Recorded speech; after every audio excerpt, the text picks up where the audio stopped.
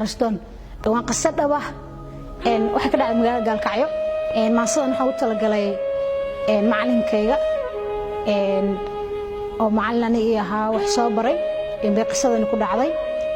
waa nin hadlaya bay ka hadlaysaa qisadu gabar bay ku socotaa waxa dhacday nin ayaa waxay saaxiib ahaayeen gabadh marka waa aniga staadkayga gabadhii dabeetana waxa dhacday hal sano ay xiriir garanaysaa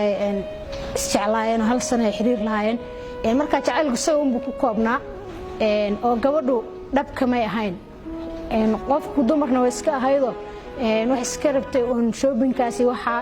lacagtaas un bay ka rabtay laakiin isagu waxay ka ahayd wax dhaba lacagta uu bixinayana kulay wuxuu wax walba ugu hurayay nafu jecel yahay ahayd dabeetana waxa dhacday barigii dambe inantu wuxuu ka codsaday inay isguursadaan isagoo waliba og in lacagtaas uu siiyo ay dadka siiso haddana wuxuu ku qancay mar walba isku qancinayay waa iska dumar dabeeto markii as aroostiin bay waxa joojinaysaa may dhicino wixii may joojin waxa dhacday ayaantii dambe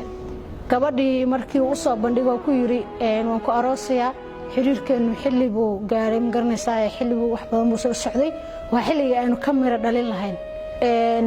marka wixii dhalinyaro la wada yahay inama kale oo iskoolka marka isla dhiganayeen ama ay saaxiib ahaayeen ay uga sheekaysay qisadan inay garanaysaa nin hebel ay saaxiib la tahay dabeetana qarashkaas un ay ka rabto mooyaane xitaa qabiilkiisa aysan guursan oo isaga un ay ka dhameynayso lacagtaas dabeeto wixii ba gabar dhalinyaradii saaxiibadaha ayaa u sheegay ustaadka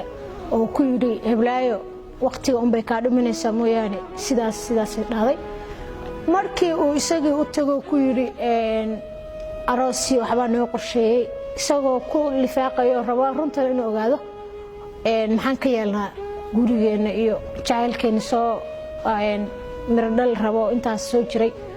markaa wuxuu ku jiri ma adoo qabiil hebel aniga garanaysaa soo haweysanaya markaa qisada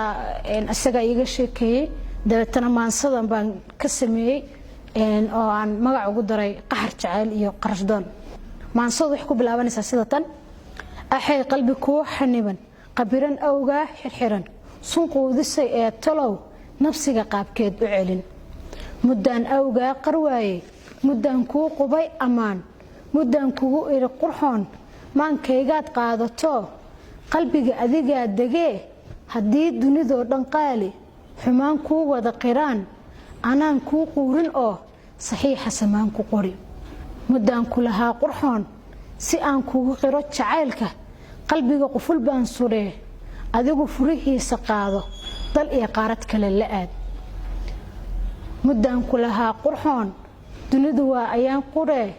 walaalaha iquursan oo kashaadaha iga qufulin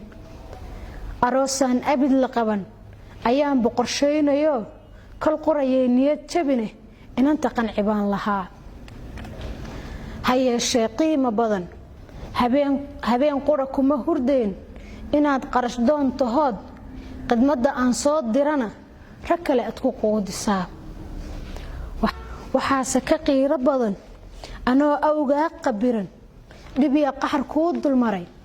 inaadba iquursatood qabiilaad igu nacdood qayrkayaad ii dishaa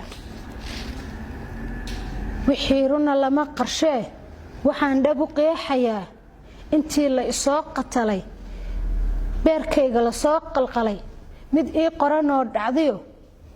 qadarta rabbi bay ahayd wixii qaladoo dhacana duruus barashaan u qaatay naftayda aan quusanoo qofaan soo socon sugtaay intaad samir qaadataa qarniga kor u dhaafay oo qiyaasba lahayn xaqiiqe intaad dacar quudan layd qardhaas isku duubal maanta